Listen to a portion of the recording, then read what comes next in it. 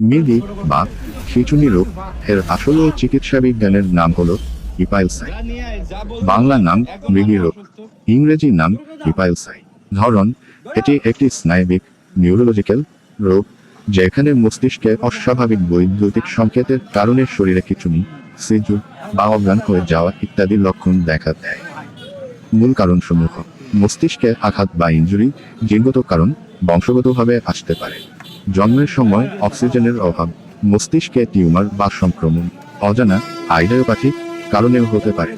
বাইরে জুতা শুকায় কিছু হয় না, এটা কুসংস্কার ছাড়া কিছু না।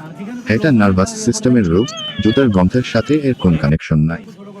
খিঁচুনি নির্দিষ্ট একটা সময় থাকে, ওই সময় পার হলে এমনিই ঠিক হয়ে যায়, আর সবাই মনে করে জুতা শুকানোর জন্যই ভালো হয়েছে।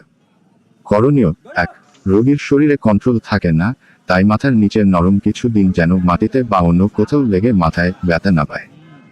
2. গায়ে টাইট কাপড় থাকলে তা ঢিলা করে দিন। 3. মুখে কিছু দিবেন না, চামচ বা শক্ত কিছু দিলে কাঁপুনিতে মুখে লেগে ক্ষত তৈরি হবে। 3. একটু রিল্যাক্স রাখুন, ঠিক হয়ে যাবে, আর পরবর্তীতে ডাক্তারের পরামর্শ নিন।